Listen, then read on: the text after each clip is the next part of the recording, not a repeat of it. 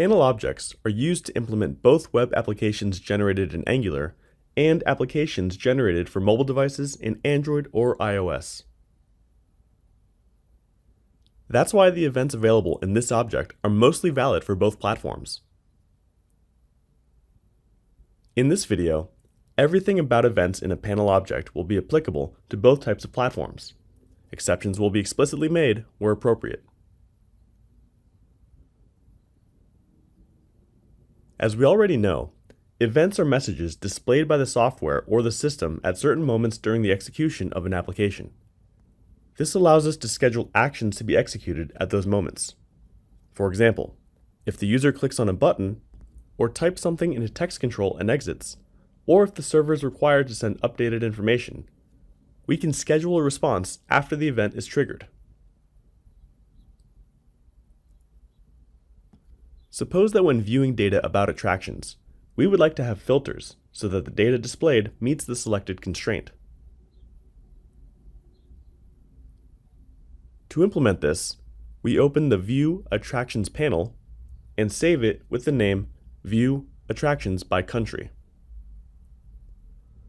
Now we go to the Variables section and add a variable, Country ID, that automatically takes the type of the Country ID attribute. We drag it to the form after the text blocks of the title, and in its properties, we change the Country ID label to Country. Next, we change the control type property to Dynamic Combo and set item descriptions to country name. In addition, we set the empty item property to true so that at the beginning, the combo appears without any default value. For the filter to have an effect on the attractions that we see in the grid, we edit the grid properties, and in the conditions property, we write country ID equals country ID, the variable, when not country ID dot is empty, and close with a semicolon. Now that we're in the grid properties, we set the auto grow property to true so that the grid auto adjusts to show all the records. Once we choose a country, the panel must be refreshed so that the grid loads only the attractions from that country. For this, we use the control value changed event of the dynamic combo. So, we go to the Events tab, and in the menu, we choose Insert Event. We click on Country ID and select the event we mentioned. As we can see, the event code opens for us to write what we want to have executed when this event is fired. We type refresh. This command will cause the grid to get the data again, filtered this time by the chosen country. For the server to understand that we want to bring new data, the URL sent to the server must be changed, so that the server interprets that it's a new page and obtains the corresponding information to send it to the client. To this end, we add a parm rule with the variables that we use in the filters, so that when they change their value, the page is updated. In this case, we add only the variable country ID. We right-click on the View Attractions by Country panel and choose Run.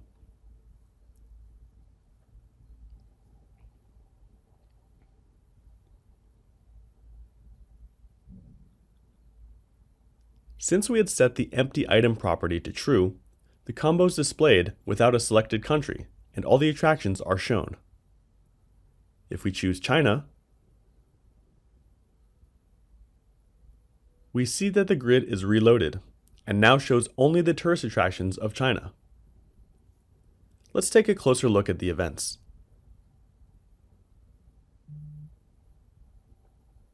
In a panel object, we have two types of events: events that are fired on the client side and events that are fired on the server. The server events are the same as when we work with web panels: the start, refresh, and load events. These events will always be fired on the server in the case of Angular applications and native online mobile applications. In the event we're deploying offline native mobile apps, they'll be fired internally on the device. The events on the client side are client start, back, user-defined events, events associated with screen controls, and also the events predefined by the work with pattern, which is a pattern that, when applied, allows generating a series of panels that fulfill the functionality of working with an entity to perform insertions, modifications, deletions, data navigation, filters, and so on, analogous to the work with pattern that we use when working with web panels. In the event that we use the panel objects to generate an application for mobile devices, we'll have the events associated with the navigation styles of the information, which depend, for example, on the type of device and its orientation when the application starts. Now let's see the server-side events. The first one executed is the start event. It's executed only once when the panel is opened, and will not be executed again unless we exit the object and reopen it. The refresh event is executed after the start event, usually only once, but it can be invoked again using the refresh command. In that case, it'll be executed more than once and will be the first event, since start will not be executed again. When the refresh event is invoked, the load event will be triggered at the end. This will only happen if there's at least one grid in the panel and the grid is not a collection SDT variable. The load event is the last one of the system events to be executed. If it has a base table, it'll be executed as many times as records exist in the base table. If the grid doesn't have a base table, it'll be executed only once. And if the grid is based on an SDT, the load event will not be executed. In the case of an application for mobile devices, the code of the start, refresh, and load events has no access to the device's resources, such as camera, GPS, and so on.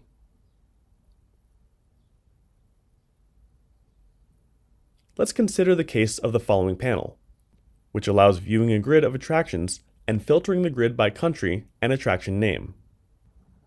The panel View Attractions by Country, which we saw recently, will save with the name View Attractions More Info. We'll add variables to it to filter by name of the attraction, and also a pair of variables to count the total trips. The grid contains the attributes attraction ID, attraction name, attraction photo, city name, country name, and a trips variable that'll show the trips made to each attraction. Below the grid, we can see the overall total number of trips made to all attractions. We can also see the model of the transactions used in this panel, and the grid conditions that allow performing the filters. The start, refresh, and load events that are triggered on the server side are programmed in the Events tab.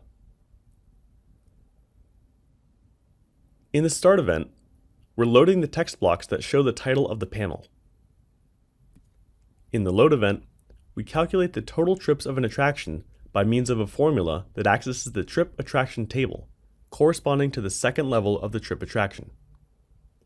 Note that in the count formula, we're referring to the trip date attribute, and due to the attributes present in the grid, the base table of the grid, that is, of the variable part of the panel, will be trip attraction, so the trips corresponding to each attraction will be counted.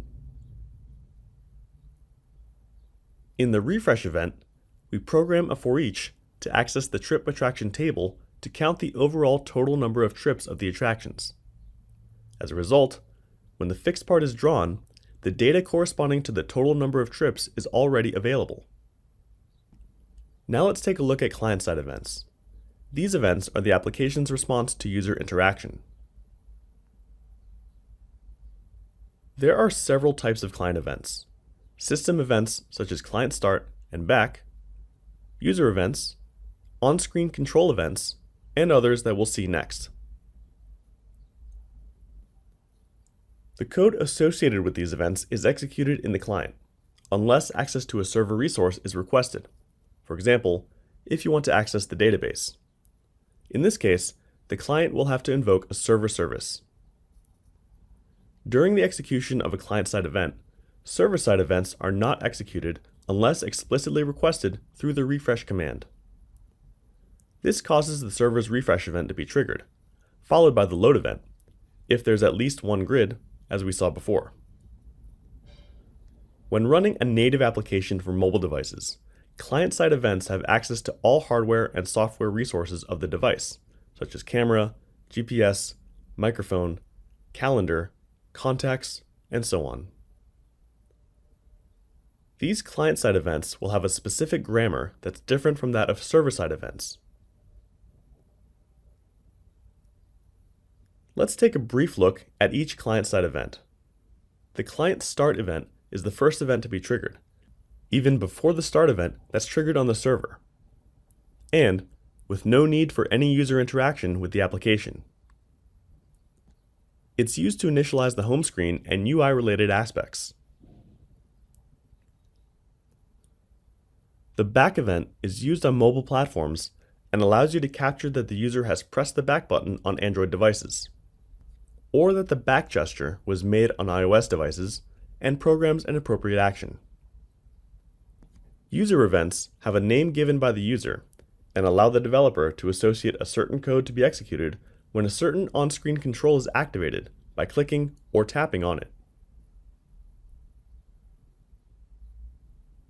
On-screen controls have their own events, depending on the control involved, such as click or tap, double-click or double-tap, drag, swipe, control value changed, and so on. These events are triggered when some of the above actions take place, and the developer can program a response of the application to the user's interaction. The work with pattern has predefined events that are triggered depending on the action performed on the data of the entity to which the pattern is applied. These include the insert, update, delete, save, and cancel events, among others. The events available will depend on the part of the work with object being executed, list, detail, and so on. In the case of mobile devices, depending on the type of device and orientation, when we start the application, a start event will be triggered depending on the navigation. For example, if we're using a tablet, by default, the application starts in split mode, meaning that the screen is divided into two sections, with a list on the left and the detail of the selected item on the right. In this case, when the application starts, the split.start event is triggered. In the case of phones, for example, the screen will show only the list, and a separate screen will be opened to view the details. This mode is called flip, and is the default behavior in these devices. Therefore, when starting the application, the flip.start event will be triggered. Although there's a default navigation for each device, the main objects of mobile applications have a property that allows changing the way the application starts. These start events associated with the type of navigation are triggered at the start of the mobile application and immediately after the client start event. In the object we saw before, we program only events associated with controls. We don't program any user events. To each variable of the on-screen filters, we program its control value changed event to trigger the grid refresh method, which will cause the server refresh and load events to be triggered to update the contents of the grid with the filters entered. In short, let's see what can be done in a client-side event. We can invoke another panel object, we can invoke REST services, and when we invoke procedures or data providers, they'll automatically be exposed as REST services on the server. If those procedures or data providers were invoked only from a server-side event, within start, refresh, or load events, they would not be exposed as REST services because they would not be necessary. We can use business components to retrieve or update information. In this case, these business components will also be exposed as REST services automatically. It's possible to directly invoke any node of the work with pattern. In mobile applications, we can invoke a menu object. We can also invoke the external objects defined in the GeneXus module. Some of these APIs only make sense for a particular platform, such as mobile devices. Meanwhile, some of them can only be used on web applications, and others can be used on both platforms. To find out which ones can't be accessed by Angular applications, visit the wiki page shown on screen. We can also call subroutines, and in addition, we can assign properties to controls, assign simple or STT variables, run for each line and for each selected line on grids, use the blocks if-else, do-case, and do-while. If we try to use commands not allowed in a client-side event, we'll see an error in the output screen for those lines that don't comply with the grammar constraints. For example, if we try to use a for each command, a new or any attempt to access or modify information that's only accessed from the server. Here's a summary of the commands we can use in the client-side event code. These restrictions are only for client-side events, but not for server-side events. Start, refresh, and load, where we can use all commands and functions available in GeneXus. As for commands, the accepted ones are shown here. Now let's look at the composite command mentioned above. This command is used in panel objects on client-side events when two or more lines must be written in an event. This command is important because if an error occurs in the call sequence, it stops running, and the errors are automatically handled and displayed on the screen with no need to implement any programming. This is a big difference with web panels, because when a called object in an event causes an error, the execution is not interrupted. It continues in the following statement, and the developer is responsible for handling the errors and programming the actions to be taken. This composite command is optional. If we don't use it, its functionality will be identical to web panels. Now let's see what happens with events when we run a panel object. The client start event is executed first, and it's executed only once on the client. In mobile applications, the start event corresponding to the type of navigation set in the main object is then triggered by means of the navigation start property. Next, a data provider is executed that will return the data needed to load the fixed part of the panel. This data provider is involved in the execution of the code of the start and refresh events to be executed on the server, and returns, in a single result, the information to load the fixed part. The fixed part of the panel is drawn later. Then, a second data provider is executed that will retrieve the data required by the grid. Within the execution of this data provider, the load event code is executed on the server.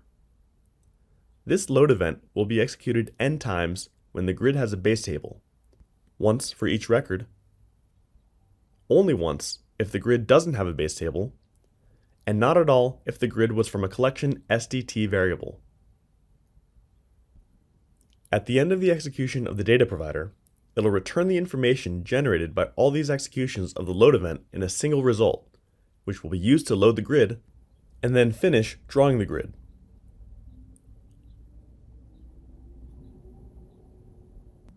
We've mentioned that the fixed part of the panel is loaded independently from the loading of the grid. Different data providers are invoked that are published on the server as services, and access the database to retrieve the information of each part. When we change the value of a filter, the grid's information needs to be refreshed. For this, we need to add the grid's refresh method, which will trigger the server's refresh and load events. In turn, it'll cause the grid to be reloaded, applying the programmed conditions and displaying the filtered results as expected. Since the grid's refresh command must be invoked after we change the value of the filter variable, we use the control value changed event of each variable to invoke the method. In this way, after changing a filter value, when leaving the field, the corresponding event will be triggered, which is expected to refresh the content of the grid. But what happens when the refresh command is invoked within a client-side event? In this architecture, since the objective is to have the page loaded as few times as possible, the data cache is prioritized. That is to say, we always try to retrieve the information previously saved. That is, depending on the caching configuration, it's decided whether or not to go to retrieve data from the server.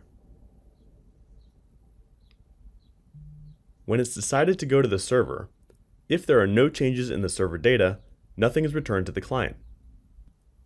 Otherwise, the refresh and load events are executed, if there's a grid not based on an SDT, as in our case, and the fixed and variable parts of the panel are updated as expected. We'll execute the panel to run everything we've just seen. With empty filters, all the attractions are shown. For each attraction, the total number of trips, calculated in the load event that updated the grid information, is correctly displayed. In addition, the overall total number of trips that is in the fixed part is shown correctly, since it was calculated in the refresh event and was executed before the fixed part was drawn. If we now choose the attractions of the country France, and choose to see the attractions starting with the letter H to the letter N, the value of the filters included in the grid conditions works correctly. Also, the invoked refresh commands caused the refresh and load events to be triggered, so the information was correctly updated when retrieved from the server. And we only see the attractions of France with the name in the chosen range. The following videos will discuss other aspects of the design and implementation of panel objects.